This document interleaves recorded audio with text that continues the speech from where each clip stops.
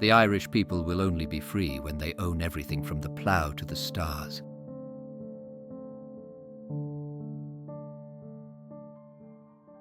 Every year, the Irish government presents us with a new budget, but are they telling us the full story? Let's take a closer look. The government presents the budget in a very misleading way, highlighting only the positive aspects while glossing over important details, so the average person will quickly glance to see what kind of benefits are in it for them, and God forbid they look into the details. This way, taxpayers won't notice that in some cases, the budgets of individual departments have increased by up to 20%, and without fail, every single department has seen an increases in their wages. To be clear, the ruling class has decided that, for a job well done, they deserve a raise, which is clearly reflected in this budget.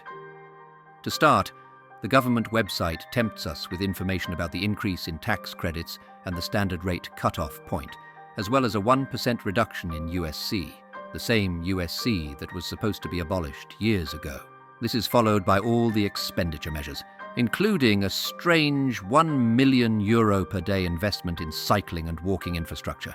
Why not just say €365 million for cycleways and walkways, or, as they call it, active travel and greenways? Very quickly, a clear picture emerges.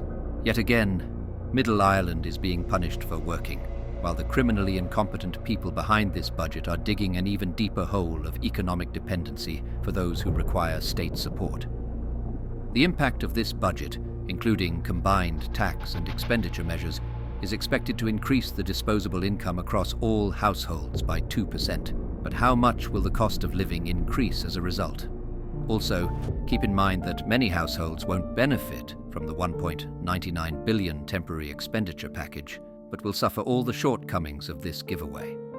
As we take a deeper look into this budget, a clear thought is forming. The corrupt ruling elite is trying to bribe the people with their own money. And as the saying goes, when the people find that they can vote themselves money, that will herald the end of the Republic.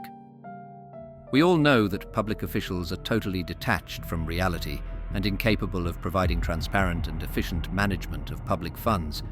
Just look at the €336,000 bike shelter, the €1.4 million security hut, and the Children's Hospital with a price tag of €2.24 billion, which was meant to cost €448 million, and most recent tender for the value of €2.7 billion for contactless ticketing system. Like we don't have more pressing issues to address. All the state projects are cost plus contracts. This is why they overrun their respective budgets so much, which means more money for the builder who simply can't lose. With the current level of dishonesty and lack of accountability, we are surely going to see even more incompetence in the coming months, especially when Pascal Donoghue is involved. Also, it's interesting to note that the Irish government is spending almost as much on office supplies and IT services as it is on defence. Close to €1 billion is allocated to the Department of Defence, and over €970 million on IT and office supplies. Heaven forbid we get invaded. Defending the country with staplers and paper airplanes would be disastrous. We really have to call this what it is, a poor value proposition. With every genius idea implemented by this government, our buying power drops. We are required to work harder and longer for what is objectively less money. Many businesses, which are already struggling, will shut down because they won't be able to cope with the higher costs of staff and energy bills. A good example is the increase in the minimum wage to €13.50. This will inevitably result in an increase in the price of basic goods. Not only will people currently on minimum wage see an increase in their hourly rate, but so will all the people who are paid below the new rate. Whenever there's a big injection of money into the economy, inflation and shrinkflation follow. They go hand in hand. When considering value proposition, we still need to look for the winners in this budget. The initial overview doesn't make it clear who stands to benefit the most. In terms of socio-economics, what do we get in exchange for our taxes? What does the government provide us? Take, for example, the Department of Children, Equality, Integration and Youth, run by Roderick O'Gorman. It's the fourth biggest department in terms of budget and expenditure, but number one in terms of the proportion of the budget increase, a staggering 27%. It receives €3.3 billion for creating an equal and inclusive society, basically spreading Marxism and funding NGOs, and €2.15 billion for growing IPAS structures. Compare this to other departments. Only €1 billion for food production continuity, €2.4 billion for our police force to keep our communities safe, and a mere €470 million for rural and community development.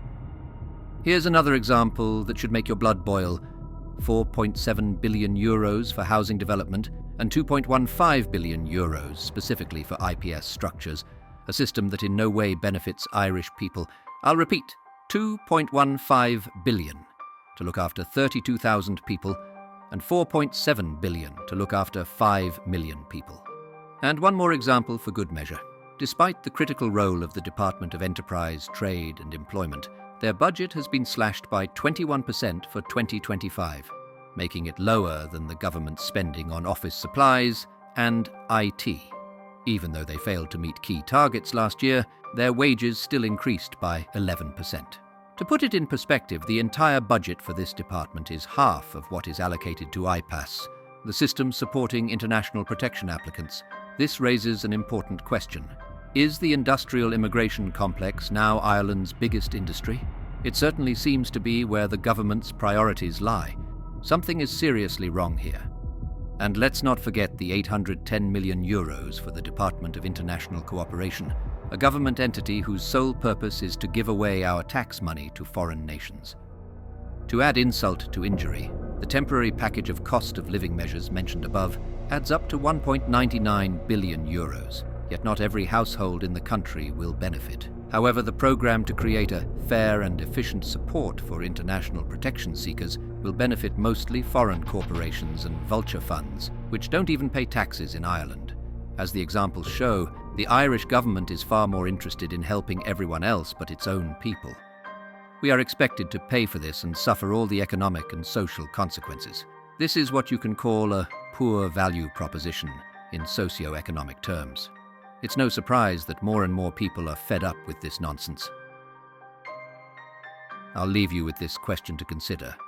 Are you going to heat or are you going to eat this winter?